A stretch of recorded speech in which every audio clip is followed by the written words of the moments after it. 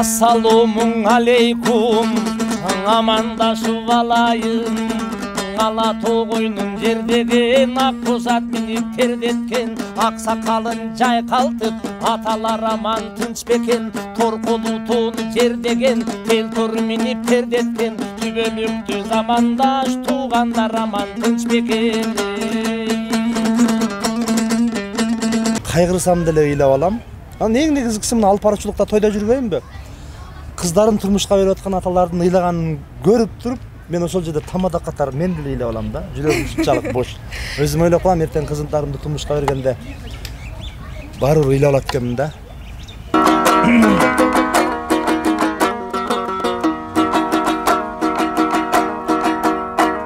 Ар кечте ар таңда боздоп сайрап, аздырып сезимди козгоп сайрап, бир булбул булуп келет күндө, биз жүрчүң алма бакты болжоп сайрап, ал бактан адашып күйгүм калган. Эң орчундуу суроо болду. Келечеги мени балдарым орусташып, чет мамлекеттин салт санасына жакындашып аткандыгы капа кылат. Анан киргиздердин көбөйгөндүгү капа кылат. Кыргыздын салтын билбейт. Анан мына эфирден дагы айтып кое берейин. Менин балдарымдын бардыгын эле кыргыз мектепке эле окутуп койгонмун. Эми орус мектеп ошол кыргыз эле классына бөлүнгөн. Ошол жерде эле ушул кыргыздын каада салтына, ошол комузун билсе, дастанын билсе, салтын билсе, тарыхын билсе, санжырасын билсе, ушул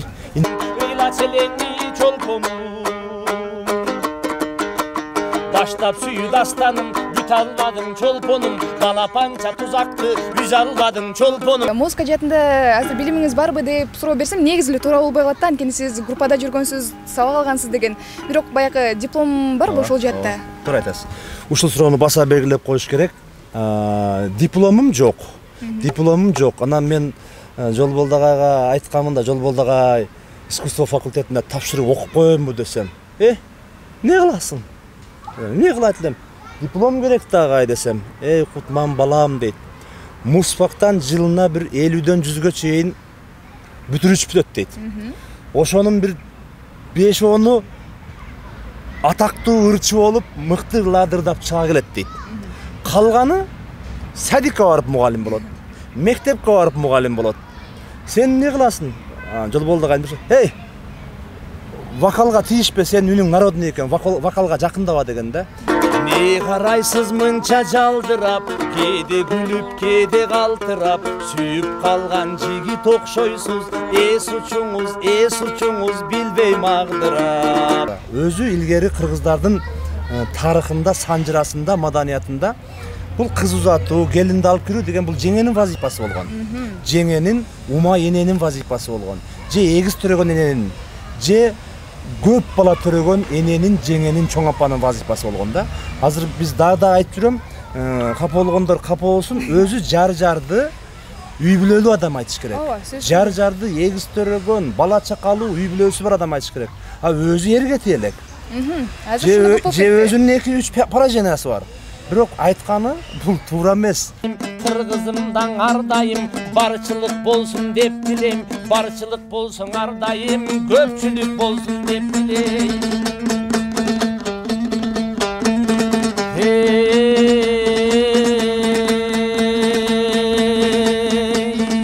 Эң биринчи ден соолук, баарыңа каалайм ден соолук, экинчиден ак жоолук, сизге да каалайм ден соолук. Кээ бир ырчылар аркы тойдон берки тойго эртең менен тойду баштап, саат 7-де тойду баштап коюп өзгөндө анан жаллап атты, анан ошто болуп кыдырып, той ээсин дагы жалатыраак кылып койгон мезгилдер болот да.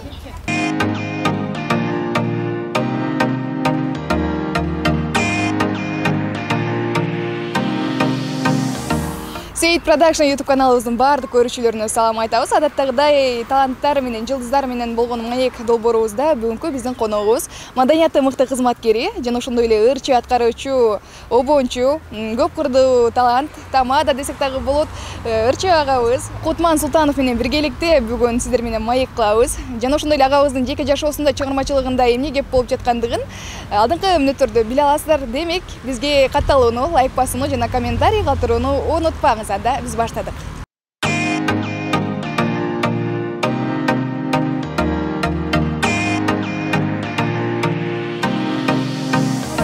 Кутман күн сизге дагы. Негизи ар дайым таңда жолугат элек, бүгүн күндө жолугуп отурабыз. Бүгүнкү күндүн маанайы кандай сизде? Маанай аялгандай жакшы. Сиздердин чакырууңарды ошол кече укканда даярданып, өзүбүздү даярдап, мына комузумду, домбурамды күйлөп даярданып келдим. Аба ырайынын ачыктыгын кара, маанайдын жакшылыгын кара. Бул деген жаз бул өзүнчө бир жакшы маанай да. Рахмат силерге. Демек, маекте да ушундай маанай менен улантабыз. Маанайда да аябай сонун болот. Жакшы. Акыркы учурда эмне менен алек болуп жүрөсүз? Акыркы учурда ушул чыгармачылыгым менен алек болуп жүрөмүн. Үй бүлөбүз менен ушул 2 жылдан бери үй бүлөбүз менен чыгармачылыкка киришип калганбыз. Келинчегими дагы ырдатып, клиптерди тартып, алым сабак, жубайлардын айтышы, дагы азыр дагы бололу биз көпүрө Кара Кулжа Аксага деген дагы бир обонду жаздым эле. Обону Гүлзат Жашакын дегендик ушуларга дагы азыр клип тартуунун үстүндөбүз, Кудай буйруса. Чыгармачылык эми азыркы жашоодо баягы дарак бир жерден көгөрөт деп коет. Мен деле ушул 2001ден баштап эле чыгармачылыкта жүргөн болсом, арасында мугалимдик чөйрөлөрдө жүрүп калдым анча-мынча. Бирок негизгиси чыгармачылык. Негизи ушул дарак бир жерден көгөрөт, азыр сиздин сөзүңүзгө аралжы да. Негизи азыркы заманга шай келеби ушул макал? Дарак бир жерден көгөрөбү же бир жерде турса өнүп, өспөй же курап калышы мүмкүнбү? Азыркы жашоого, азыр жашоонун агымы аябай тез өнүгүп атат да, тез өзгөрүп атат. Ошол себептен азыркы заманга бир аз туура келбей калышы мүмкүн. Себеп дегенде азыр мына ырчылыкта деле, алып баруучулукта деле бир убактылуу бир популярдуулук деңгээли болушу мүмкүн.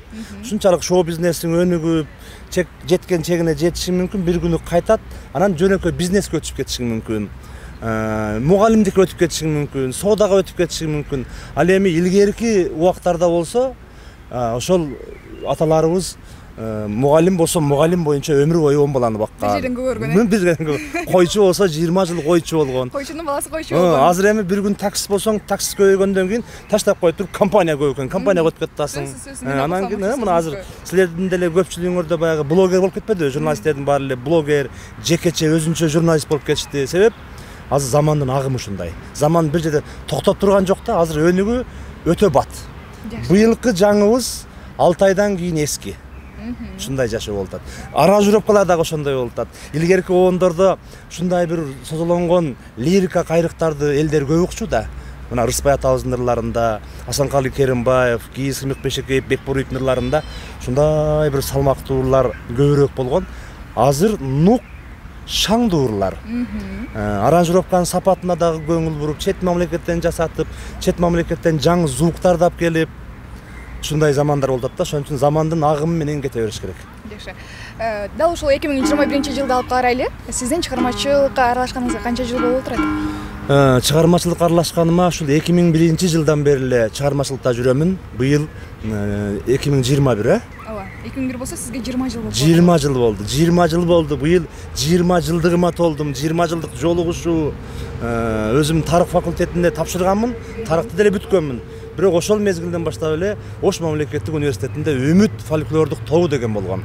Кыргыз Республикасынын эл артисти Жолболду Албаев көркөм жетекчи, Жолболду Албаевдин жардамчысы Кыргыз Республикасынын эмгек сиңирген артисти Эгемберди Талипов агайымдын колунда 5 жыл кружокто жүрдүм. 5 жыл кружокто.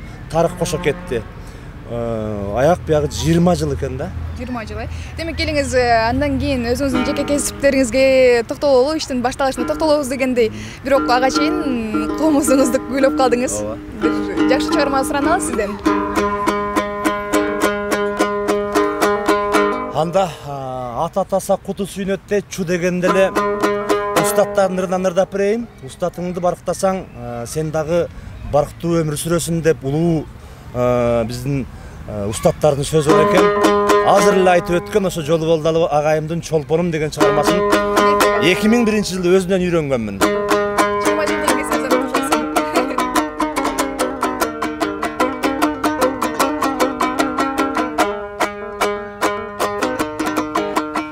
Çolponum деп ат коюп чоң казалды баштадым, аял заттан сенчелик ашкан сулуу таппадым, күлкүн кетпей оюмдан күндү сенсиз баспадым, түшкө кирип азгырып түнү сенсиз жатпадым, сугум артып ашкага сүйүү отун жакпадым, түнү күндөй күн айдай түңүлгөдүм батпадым, бир өзүң жок түнөргөн булут болдуң асманым, бийлик өтпөй жүрөккө да бир өзүңдөн башканың, бир өзүңдөн башканың, бир өзүңдөн ий башканың.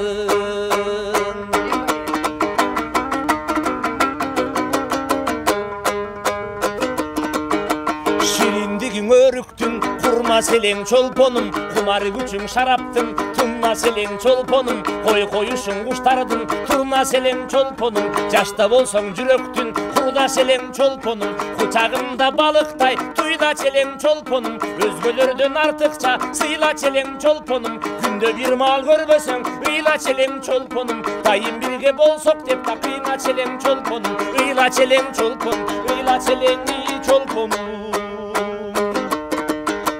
Баштап сүйүү дастаным, бүт албадың чолпонум, балапанча тузакты үз албадың чолпонум, киргин сууга бой таштап түш албадың чолпонум, кыз жибектей кыз бойдон бүт албадың чолпонум, жоолук менен бетиңди баса албадың чолпонум, көйлөк менен этиңди ката албадың чолпонум, эркиң жетип эшикти ача албадың чолпонум, эр жаңылдай зуу коюп да кача албадың чолпонум, кача албадың чолпонум, кача албадың чолпонум. Жолу кушчу ар качан жерден күтөм чолпонум, бетегеси буралган белден күтөм чолпонум, алың суусу шараккан сайдан күтөм чолпонум, жаздын күнү жолукчу жайдан күтөм чолпонум, күздүн күнү жолукчу түздөн күтөм чолпонум, баягыдай дагы эле жолдон күтөм чолпонум, батыш чыгыш оң менен да солдон күтөм чолпонум, күтө берем чолпонум, күтүп жүрөм чолпонум. Мына айтып койгонум карасаң. Айтып койгон толчуна. Ыраазычылык билдиребиз. Рахмат. Ушул жыл ырда аткарганыңызга деле дал ушул 20 жыл болуп калыптыр. 20 жыл болду. Ооба.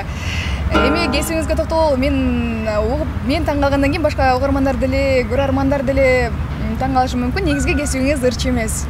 Маданиятта алгач биринчи ал жаатта тапшырбай эле сиз тарыхчы болгон экенсиз, Ошол боюнча айтыңызчы, кесип тандоодо эмне үчүн алгач тарых факультетин тандагансыз? Туура айтасыз. Ушул нерсени ата энем мектепте деле ырдайт элем. Ырдап неме кылып жүрсөм, чыгармачылыкка кызыгып жүрсөм, апамдар айтып калган. Ырчынын аялы көп болот. Эмне болуптур көп болсо десем, ырчынын үйү жок болот деп илгери бир ушундай бир калыптанып калган не сөз бар экен да, анан жок. Ушу мен мектепте эле айтчу элем, карап турасыңар. Кудай буйрса жакшы ырлардырда ырчы болом деп. Анан кийин ырчы болбойсуң деп мен тарых факультетине тапшырып коюшкан да. Тарых факультетинде тапшырдым. Кызыгуу деле жок, жүрдүм. Анан ошол жерде Ошмууда биз тапшырган жылы анан кийин ошол Үмүт деген топ ачылган. Анда академик Бектемир Мурзубраимов деген ректор болчу. Ошондон анан Үмүт телестудиясы, Ысык көлдөгү Үмүт пансионаты, анан Үмүт фольклор тобу деп ачылган да.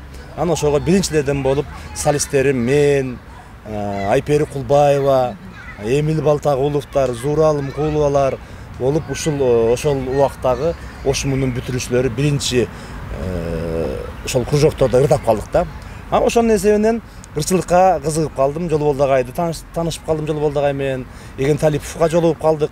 Ошол таланттуу адамдар менен жүрсөң, жакшынын жакшысы жугат дегендей, таланттуу инсандар менен жүрүп, ошол дастандарга өзү кызыкчумун. Дастандарга кызыгып калдым. Жолболдогайга жолугушка эле айтып калдым мен. Жолболдогай, мен сиздин ырларыңызды билем десем, кайсы ырларды билесиң деп калды. Чолпонумду билем, балам жокту билем десем. Анан мен тамашалап калчу. Эй, кана ырдачы. Анан кийин ырдапсың. Галдеровский деп коет да. Тамашалап ушинтип койчу. Галдеровский. Бардыгын каяктан жаттап алдың деди. Анан ошол илгери Жолболдогайдын дастандары чыкканда кассетаданчы. Кассетадан токтотуп, түрдүрүп, айылдан ручкага салып алып, артка түрүп ушинтип коюп жазганмын да. Ошентип жазып анан жаттаганбыз. Анан ошонун эсебинен чыгармачылыкка ушул инсандардын салымы менен десем болот, келип калдым. Ал эми тарых факультетин бүтүрдүк. Дипломду колго алдым. Набайы мектебинде дагы иштедим мугалим болуп, Ош мамлекеттик университетинде иштедим. Жатаканалар боюнча координатор, тарбиячы болуп иштедим. Ошо менин азыр группалаштарым бар, мына тарых илимдеринин кандидаты Ботоноев Жолдошбек деген группалашым, Жумашева Гүлзада деген группалаштарым бар, ушул тарых илимдеринин кандидаты болуп калышты. Эгер мен деле ырдабай калганда, Кудай буйруса кандидат болмокмун. Азыр мен көрүп атпайм кандидаттарды эле. Бизде эле окугандар же бизде эле окуй албагандар кандидат наук. Мен деле көзүм жетет да кандидат наук болот элем депчи. Жакшы. Ал эми ошол эле учурда сиз дипломду колго алгам дедиңиз, бирок музыка жаатында азыр билимиңиз барбы деп суроо берсем, негизи эле туура болбой калат да, анткени сиз группада жүргөнсүз, сабак алгансыз деген. Бирок баягы диплом барбы ошол жаатта? Туура айтасыз. Ушул суроону баса белгилеп коюш керек. Дипломум жок. Дипломум жок. Анан мен Жолболду агайга айтканмын да, Жолболду агай искусство факультетинде тапшырып окуп коеюнбу десем. Не кыласың? Не кылат элем? Диплом керек да агай десем. Кутман балам дейт. Музфактан жылына бир 50дөн 100гө чейин бүтүрүч бүтөт дейт. Ошонун бир 5-10 атактуу ырчы болуп, мыкты ладырдап чыга келет дейт. Калганы садикке барып мугалим болот. Мектепке барып мугалим болот. Сен не кыласың? Жолболду агай, вокалга тийишпе, сен үнүң народный экен, вокалга жакындаба деген да. Вокалдын өзүнүн орду бар. Опера ырчыларында, анан бизге деле керек. Бирок биздики баягы народный үн деп, элдик үн деп калыптанып калган да, нукура үн да. Ошону катышпай эле кой вокалга деп, анан ошо агайдын эсебинен окубай деле калдым. Агай айтып калды. Оны эми окусаң, заочный окуп кое берсин деди. Бирок Кутман 5 жыл окуганың менен ушу мен канча балдарды окуттум дейт. Куратор болуп окутуптур. Кээ бир группадан бир дагы ырдырдай албаган бир атактуу ырчы чыкпай калат экен да. Ал жөн эле музыканын теориясын жакшы билет. Окутат. Садикте пианоны чертет, аккордеон чертет. Ал өзүнүн ар инсан ошол өзүнүн дареметинде кете берет экен да. Ушунуңузга деле кошумча айтып өтөйүн. Бул өнөрлүү, ошол өнөр бир жерден чыга келет да. Түмөнбай Колдошев иним. Бул кыргыз тил адабиятын бүткөн. Кандидат. Буну айтайын. Бек Борбиев, Сымык Бешекеев. Таптакыр кесиптери башка. Таптакыр кесиптери башка бул инсандардынчы. Гүлжигиз Сатыбеков заочный эле бүткөн экен. Биринчи физкультурада окуган. ОГИПде. Ушундай сыяктуу да. Жакшы. Бирок сиз баягы университетке тапшырганга чейин эле мектепте колуңузга комузду алгансыз. Ооба. Ошондо комузду кандай? Ал жактагы музыка мугалимиңиздин негизинде же нотаны баягы сулук деп коет го кыргызда, сулук менен чертесизби? Биздин айылда, Карагулжада Алтын күрөк айылында бардык туугандарыбыз чертет. Биздин чоң аталарыбыз, тууган уругубуз бардыгы чертип келген. Атам дагы чертет. Туугандарым менен өткөн. Сулук менен атам комузду чертип коюп коет. Мен ошол комузду барып, кармалап көрүнөн кантип баскан жеринен үйрөнүп атам кетканда кайра комузду коюп коем да, ордуна коюп коем, уялам. Анан мектепте ырда десе да уялчумун. Ырдабай, ата энем жокто ырдачумун. Ата энең келет экен десе, ошол күнү концерт болуп аткан мезгилде ырдабай качып кетчүмүн да. Мынау немеде да ошондой болуп жүрдүм. Факультетте дагы ушул бир эжемдин үйүндө жашаганда ишарада тартынам да, анан бир 3-чү курска барганда негедир ырдагым келип кайра ачылганмын да. Ошол мезгилде Ошмуда азыр деле болот Мырза жигит конкурсу, мистер деп. Ошолго катышып калганмын, ошол жерде 1-чи орунду алганмын. Гран-прини медфактан окуган бала алган. Ошол мезгилде биз менен тапшыргандар, биз менен кошо ошол Мырза жигитке катышкандар Темир Назаров. Темир Назаров досум катышкан, Немо деген ырчы катышкан, Немо досубуз. Ушул жигиттер менен ошол үзөңгүлөш, сахналаш десем болот. Чогуу жүрдүк да. Ошол 3-чү курстан кийин негедир ырдагым келди. Кызыгуу пайда болду да. Талант иште жатпады. Жатпайт экен, баары чыгат экен да.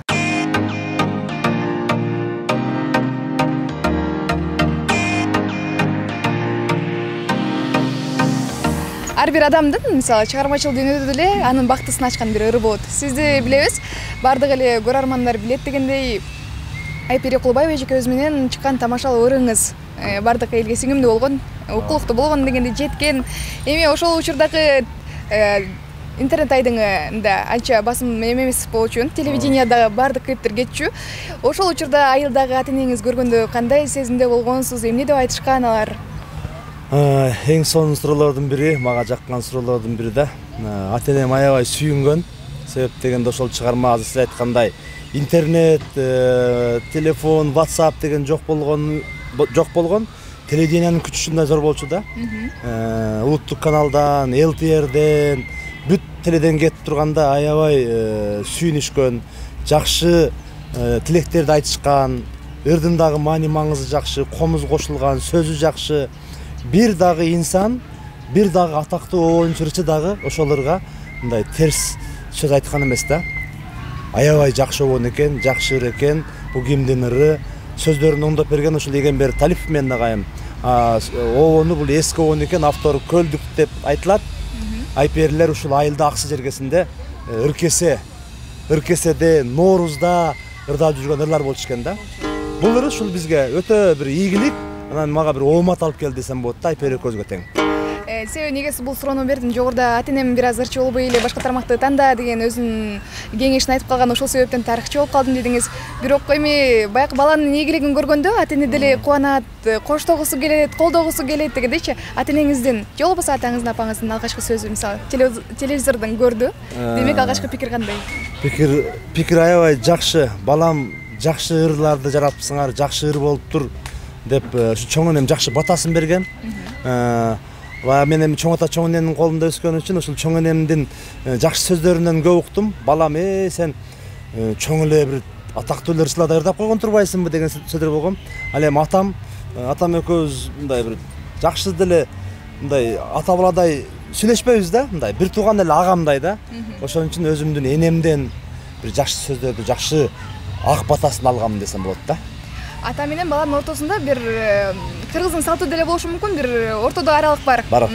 Дуал бар дегенде. А сиздин өзүңүздүн учурда балдарыңызга берген тарбия да барбы? Же достук? Бизде азыр сиз айткандай ошол чоң ата чоң эненин колунда өскөндөр баары бир чоң ата чоң энеге жакын боло берет экен.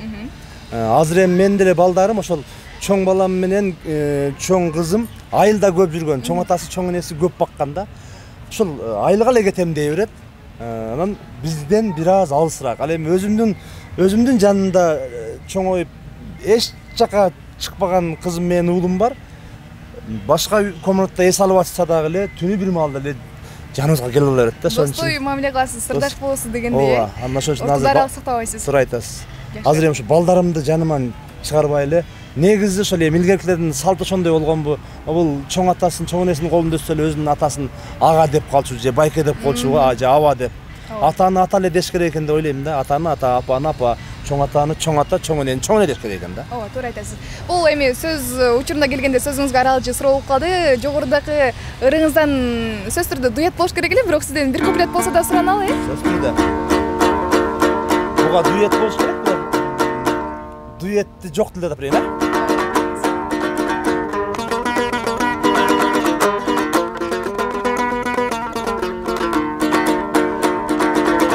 Карайсыз мынча жалдырап, кээде күлүп, кээде калтырап, сүйүп калган жигит окшойсуз, эс учуңуз билбей магдырап. Дечү Айпер, анда мен айтпадымбы жок деп аялым, ал бараткан менин аяшым, жардам берип койгом жөн эле, аяшымдын базарлардан алган табарын. Анда Айпер, аяк атай эмине тейин, азыр сизди алып кетейин.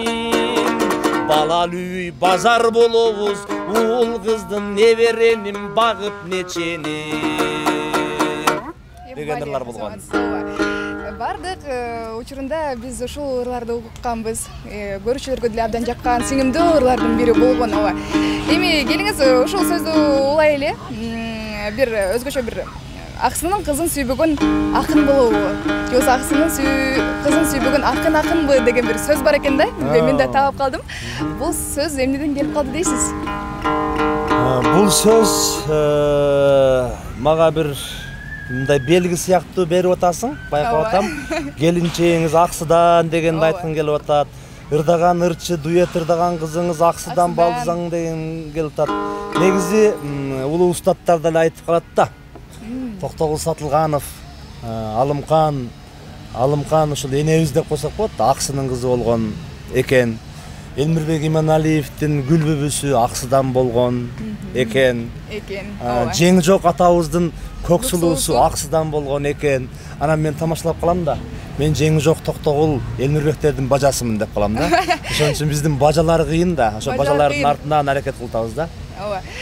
Кутман Султанов дагы аксыдан сүйгөн экен дегенде. Аксыдан сүйгөнмүн, аксыга күйөө болам. Ооба. Карындашым жакшына куш келип мен аксыга, кадамыбыз куттуу болуп калып турсун аксыда. Эгер ырым жаккан болсо, аксылыктар колду чапкыла деп урдап ушундай ырлар чыгарылган да. Көрүүчүлөргө баягы берилген намек деп коебузго. Ооба.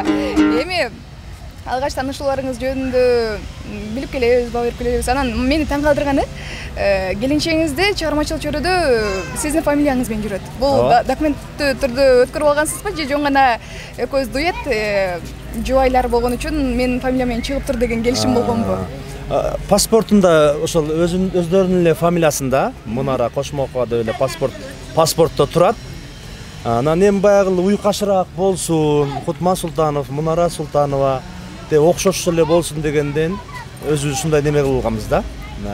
Келишимге келгенбиз. Документальный эмес. Эми Кудай буйруса барып ошондой болуп калар. Ошо. Жеңекебиз каршы эмеспи анда? Жок.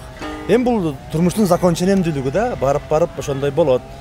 Бирок өзүнүн деле фамилиясында калганы дурус. Просто биз Кутман Султанов уйкашыраак болуш үчүн, Мунара Султанова деп уйкашыраак болуш үчүн эле ата-энебиздин уруксаты менен ушундай болуп туралы деп эле келишим менен мындай ошондой болгон да. Да, ушундай. Ооба, эми чыгармачылык чөйрөдө акыркы учурда дуэт катары чогуу иштешип келе жатасыздар. Баарыбызга маалым. Анан эң негизгиси, билбейм, мен көз карашым боюнча же башкалар да кошулабы, учурда тамадалардын көпчүлүгүнүн жубайлары дагы ошол чыгармачылык чөйрөгө аралашып жатат да. Же болбосо дуэт аткарып жүрөт, же бир тойдо чогуу кызмат, баягы бир комплект деп коет го. Тамадасы бир жарчысы өзүнүн жубайы дегенди. Бул той бизнесте, бул да бир бизнестин төрү чыгармачылыкта. Сиздер алгач кандай келишимдерге келгенсиздер, кантип баштап калгансыздар? Туура, эми баягы илгери айтып калышканда, илгери ошол шоу бизнес жок болгон үчүн илгерки ырчылар ушинте беришет да. Мен тойдун ырчысы эмесмин. Анан кээ бир азы деле арабызда бар, атын атабаш керек, сөз ээсин табат. Мен тойдун ырчысы эмесмин деп. Ошо тойго сени чакырса тойдун ырчысы эмессиңби? А сени тойго чакырып атса эл баары барасың да. Атактууларды, жакшы ырчыларды эл өзү тандап чакыра берет. Ошон үчүн азыр той бизнес и шоу бизнес деп коет. Бирок ошол жердеги өзүңдүн вазифаңды аткарасың. 4 саат бою мен тамадалык кылам. Анан жарчы катары келинчегимди дагы алып алганмын. Анан ырчы катары дагы өзү илгери кыргыздардын тарыхында, санжырасында, маданиятында бул кыз узатуу, келинди алып кирүү деген бул жеңенин вазифасы болгон. Жеңенин, ума эненин вазифасы болгон. Же эгиз төрөгөн эненин, же көп бала төрөгөн эненин, жеңенин, чоң апанын вазифасы болгон да. Азыр биз дагы айтып жүрөм, капа болгондор капа болсун, өзү жарды үй бүлөлүү адам айтыш керек. Жарды эгиз төрөгөн, бала чакалуу үй бүлөсү бар адам айтыш керек. А өзү эрге тиелек. Же өзүнүн 2-3 поражениясы бар. Бирок айтканы бул туура эмес. Бул менин сөзүм эмес. ЛТРде бир эфирде дагы буну кыргыз эл артисти Жолболду Алыбаев дагы айткан. Түгөлбай Казаковтар дагы Улутманда дагы сүйлөп атышканда, бул деген үй бүлөлүк тойго кызмат. Бул көпчүлүк адамдар үчүн айтышат экен. Кутман, сага окшоп, мен деле уулум 2 уулду болсо, 2 кызды болсо, силерде үй бүлөлүү болсо, бул дурус дейт экен да. Ошон үчүн чыгармачылыкта чогуу алып жүргөн кесиптештериме мен туура көз караштам. Себеп дегенде, экөө бирге жүрөт. Жаман жакшы сөз ээрчибейт. Да, ошондой. Ал эми мырза болсо деле жалгыз жүрөсүң, андай мындай сөз ээрчип калышы мүмкүн. А сөз көбүрөөк кыз балага ээрчип калышы мүмкүн да, ырчы кыздаргачы. Ошон үчүн чогуу жүргөндүн бул пайдасы аябагандай эле жакшы. Жакшы. А элдерге азыр той бизнес, шоу бизнес деп атпайсызбы? Элдерге дагы бир үй бүлөнү тойго алып барганда ак капчыгына дагы арзан түшөт. Анан тойдун башынан аягына чейин үй бүлөң менен аягына чейин акырын чыгып отурасың да. А кээ бир ырчылар аркы тойдон берки тойго эртең менен тойду баштап саат 7-де тойду баштап коюп өзгөндө анан жаллап атты, анан ошто ол кыдырып той ээсин дагы жалатыраак кылып койгон мезгилдер болот да. Бул жагы дагы бар. Бул жагы бар экен, Эми жеңки өз экөөңүздөр канча уул кызды тарбиялап жатасыздар азыркы учурда? 2 уулубуз бар, 2 кызыбыз бар. Уулдарым Байел, Байхан, Мадина, Малика деп 2 уулум, 2 кызым бар. Жаша. Мындай суроо бергим келип жатат да. Ата катары айтсаңыз, учурда Кыргызстандагы жаштардын же болбосо ушу келечек муун болгон жаштардын сизге эмнеси кабатыргат? Балдарыңыздын келечегиндеги эмне сизди көбүрөөк кабатыргат? Ойлоносузбу? Эң орчундуу суроо болду. Келечеги мени балдарым орусташып, чет мамлекеттин салт санасына жакындашып аткандыгы капа кылат. Анан киргиздердин көбөйгөндүгү капа кылат. Кыргыздын салтын билбейт. Анан мына эфирден дагы айтып кое берейин. Менин балдарымдын бардыгын эле кыргыз мектепке эле окутуп койгонмун. Эми орус мектеп ошол кыргыз эле классына бөлүнгөн. Ошол жерде эле ушул кыргыздын каада салтына, ушул комузун билсе, дастанын билсе, салтын билсе, тарыхын билсе, санжырасын билсе. Ушул интернеттешкен заманда телефонго баш оту менен кирип кеткендиги. Илгери эми орус кийим, американский кийим деп ата-энеңден сурасаң, ата-энең дагы толук айта албачу да. Орус деген көзү көк, чачы сары, ушундай. Американский деген негрлер болот, тиши аппак болот. Азыр эми кичинекей балам, 5 жашар балам. Ошол YouTube'дан, Google'дан издейт экен да. Кутман Султанов дейт дагы менерларым таап алат. Эмнени көргүсү келсе, айтып эле таап алат да. Ошон үчүн интернеттешкен замандын бир чети ушундай экен да. Балдардын ушундай башка элдин маданиятын өтө тез кабыл алуусу бул улуттун өтө тез жок болуп атканынын белгиси деп ойлойм. Барган сайын кыргыз тарбиясынын ар бир үй бүлөдө жогоп баратышы деген сөзгө келип жатасызбы? Туура, ошондой. Көңүлү көтөрөлчү, жакшы музыка суранабыз аны сизден. Ошол жерде.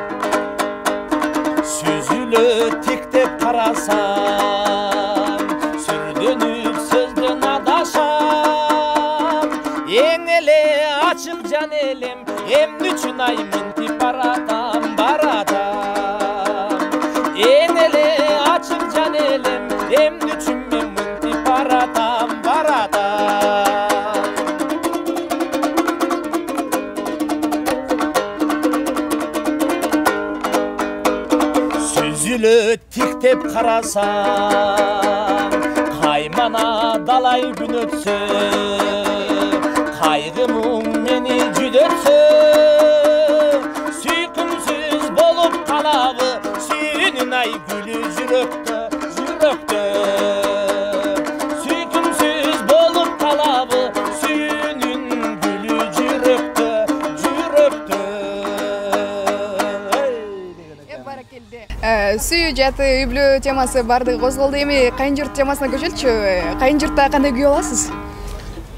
Эми ар ким өзүн жакшы күйөө алам дейт. Аны ошол кайын журттан сураш керек. Бирок өзүм ойлойм, ушу жакшы күйөө аламын. Тез-тез каттап турган күйөө балдардын катарына кирем. Бирок аксы жергеси алыс болгон үчүн бир аз солгундап барып турабыз. Бирок баягы аксынын элинин ушундай бир өзүнүн бир каада салтында бар экен да. Бизде күйөө баланы күйөө бала дейт, улуурагын жезде дейт. Ал жакта аксакалдар деле жезде келиптир, жестебиз келиптир деп турушат да. Классташ келинчегимдин классташтары деле Кутман жестебиз келиптир деп турушат. Ушундай бир сый-урматты жайына коюшуп, аксакалдар дагы ушул жестебиз келиптир Каракулжадан, төргө өтсүн жестебиз деп турушат. Ушул жагы аябай сүйүндүрөт. Мен дагы ошого жараша андан дагы өткөрүп жакшы мамиледен аракет кылам. негизинен Төргө өткөрүп дегенде анча-мынча кызмат кыласызбы деген? Күйөө баланын кызматы. Кызматын кылган жерде, кызмат жасаган жерде жасайбыз, бирок мен көбүнчө эле той топурга барамбы, кайсы жерге барбайын, мен төргө өткөрүшөт. Той топурга болуп калсам, сөзсүз микрофондо болом же сахнада болом. Ал эми кызмат кылган жерде кадимкидей эле койду соёбуз, самоордо чайды кайнатабыз дегендей. Жеңекебиз менен биргеликте түтүн булатып жашаганыңыздарга быйыл канчанчы жыл? 14 жыл болду. 14 жыл, э. Алгач турмуш курганда же болбосо балалуу болгон учурларда бир мындай кыйналып калган учурлар болобу? Мисалы азыр дароо эсиңизге кайсыл учур келип кетти? Сөзсүз түрдө студенттик убак эске келет да. Студенттик убакта студенттик учурда үйлөнүп алганмын. Мен 5-курс, келинчегим 3-курс ушундай бир акчадан кыйналганбыз. Ачка күндөр эске түшөт. Ачка күндөр, майрамдык маанай жок күндөр, майрамга бара албай калган күндөр. Жеңекемди майрамга жибере албай калган күндөр, концертке кире албай калган күндөр. Бирок ошол студенттик доор мен үчүн азыр эң баалуу да, эң кымбат ошол экен. Көрсө азыр карап турсаңыз, материалдык байлык деген чындап эле бул утурумдук экенин көрүп деле атам да. Азыр эми үйдүң деле бар, жайыбыз деле бар, бардыгы бар. Бирок ошол мезгилдеги жаштык жок да. Ошол мезгилдеги курчтук жок. Ошол мезгилдеги шаттык, ошол мезгилдеги ушундай бир ой жоктук, бойдоктук мезгил жок. Ал эми азыр бардыгы бар бирок студенттик доор жатаканада өттү, жарымы Ак Тилек эжемдин үйүндө өттү, бирок эң кызыктуусу бул жатаканадагы студенттик доор экен да. Ыркеселер, студенттик бал маскарадтар. Негизинен студенттик мезгилден мен эмнени көрдүм? Жаштыкты көрдүм, курчтукту көрдүм да. Ошол мезгилге кайра жөнөтсөчү, токтобой баргым келет да. Жакшы. Балам балалуу болгонду билесиң дейт. Алгачкы ата болгон күнүңүз десеңизчи. Ата болгон күнүм толкундонуу аябай болгон. Бул бардыгынын сезиминде болот. Ушу мусулманчылыкта айтылат го. Пейлиңден көрөсүң, ниетиң туура болсо бардыгы. Ушундай ниет кылчумун менчи. Мектеп учурунда эле достоштошупканда канча балалуу болгуң келет, канча кыздуу болгуң келет десе, мен 2 уулдуу, 2 кыздуу болгум келет. Кудайым ошондой эле кылып туруп 2 уулдуу, 2 кыздуу болдум. Кудай буйруса бардыгына ыраазымын. Эң биринчисин уул болсо экен деп ойлочумун, тилечүмүн. Уулдуу болдум. Анан сезимдер, ошол мезгилдеги сезимдер ата болуу. Сүйүнгөндөн мен ыйлаганмын. Досторум жанында болгон, ыйлаганмын, сүйүнүп, "Эй, көргөнсү" деп. Сүйүнүп, анан ушу гүл алып барып бергенге деле ушу тыйын тыпыр азыраак бирөөнүн коросунан өсүп турган жеринен июндун 27-синде уулдуу болгонмун. Ошол Ош шаарындагы төрө түйүндө неме жулуп алганмын да. Гүлдөрдүн роза гүлдөрдөн жулуп колдорду канат. Кайсыл жылдары? 2006. 2006-жылы төрө түйүндө кайсыл гүл үзүлсө, ушул Кутман Султанов үзгөн болот. Жакшы. Өзүңүз шайыр менен өссүз. Шайыр тамашалуу ырларды ырдап келесиз, бирок мырзасыз. Мырзалар көбүнчө баягы көзүнөн жаш чыкканда жашырат дегендей. Бирок акыркы учурда эмнеге ыйладыңыз жана эмне үчүн? Бул аягандай курч, оор суроо. Мен сүйүнсөм деле жаш жийип кете берет. Мен ушундай жашык адаммын, досторумдун бардыгы билет. Анан кайгырсам деле ыйлап алам. Анан эң негизгиси мына алып баруучулукта тойдо жүрбөймүнбү? Кыздарын турмушка берип аткан аталардын ыйлаганын көрүп туруп, мен ошол жерде тамада катары мен деле ыйлап алам да. Жүрөгүм ушунчалык бош. Өзүм ойлоп калам, эртең кызымдарымды турмушка бергенде барып ыйлап алат экенмин да. Анан ушул жамандыкка аз ыйлайын дейм, жамандыкка аз эле ыйладым, Кудай буйруса. Жакшылыкка көп ыйладым. Сүйүнгөндөн ыйлап алам. Жакшы жазсам ыйлап алам. Бирөөдөн жакшы сөз уксам деле ыйлагам келип кетет да, ушундай. Демек ар дайым кубанычтын жашы чыгып жүрсүң? Сиздин дагы. Рахмат. Келиңиз ыр сураналы. Мен байкап калдым, бул жакта домбураны алып келгенсиз. Үйрөнүп атасызбы? Үйрөнүп атам. Домбураны үйрөнүп атам. Канча убакыт болуп калды? Ушул бир жылга жакындап калды.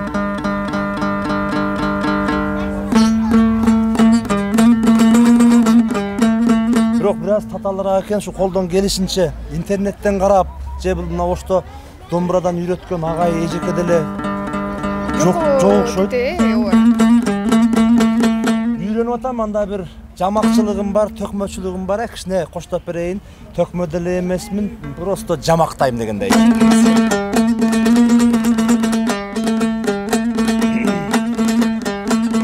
Ассалому алейкум, амандашып алайын.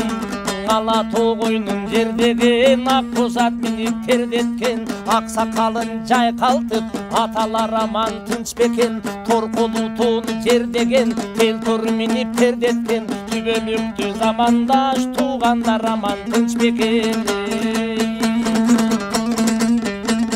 Саламдашып алалы бизди көргөн эл менен, жанымда турган сиз менен. Сулуулары көп болсун Кыргызстан деген эл деген. Кыргызымдан ардайым тойлор болсун деп дилем. Кыргызымдан ардайым барчылык болсун деп дилем. Барчылык болсун ардайым көпчүлүк болсун деп дилем.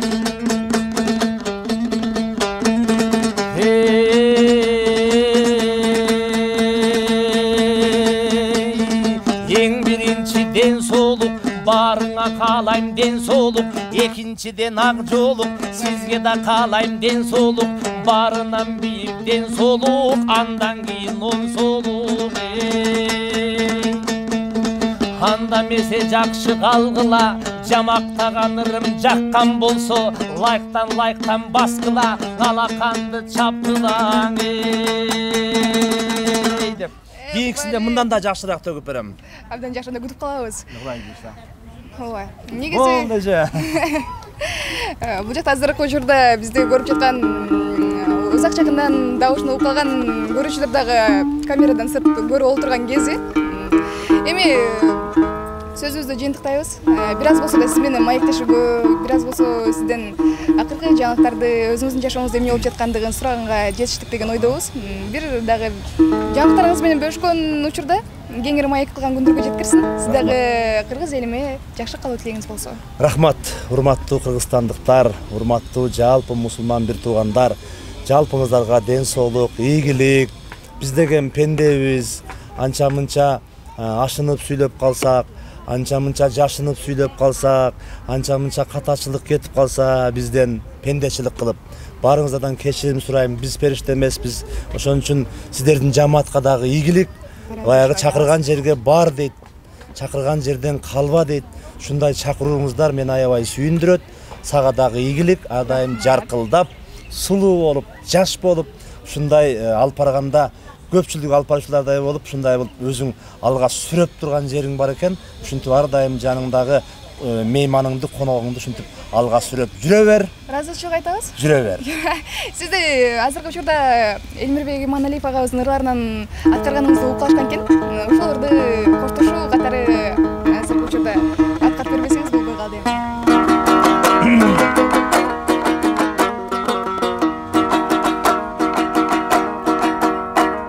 Ар кечте ар таңда боздоп сайрап, азгырып сезимди козгоп сайрап, бир булбул булуп келет күндө, биз жүрчүң алма бакты болжоп сайрап. Ал бактан адашып күйгүм калган, ар шактан алмадай сүйүм калган, ал сүйүм булбулга айланганды, ашыгын издеген үрүл таңда.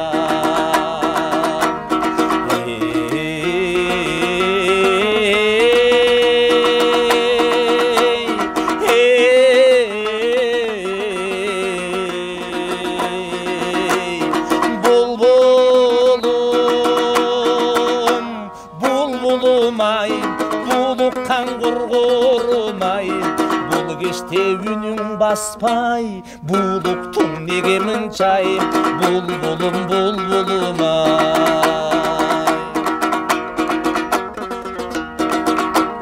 Жашайсың жаш булбул токтобостон, жашоодо жан жок эй боздобогон. Жашымын өткөндүн эске салып, жаштыгым жаштыкка эч окшобогон. кайрашың өткөндүң эске салып, санар каймал күндөр четте калып, булуган булбулдай сени жоктоп, буйруксуз сүйүмдү мен жектеп алып.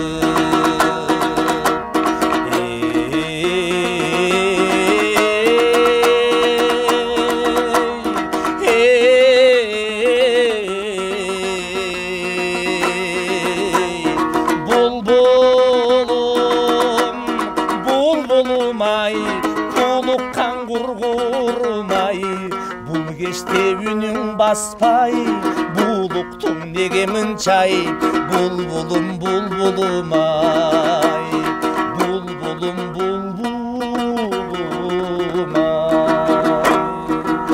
Баракелде. Бүгүнкү маегибизди ушул менен жыйынтыктайбыз. Эгерде жашооңузда, ошондой эле чыгармачылыгыңыздагы болгон окуяларга кичине болсо дагы аралаша алган болсо, кабар ала алган болсо кандай, биз дагы кубанычтабыз. Ийгилик каалайбыз чыгармачылык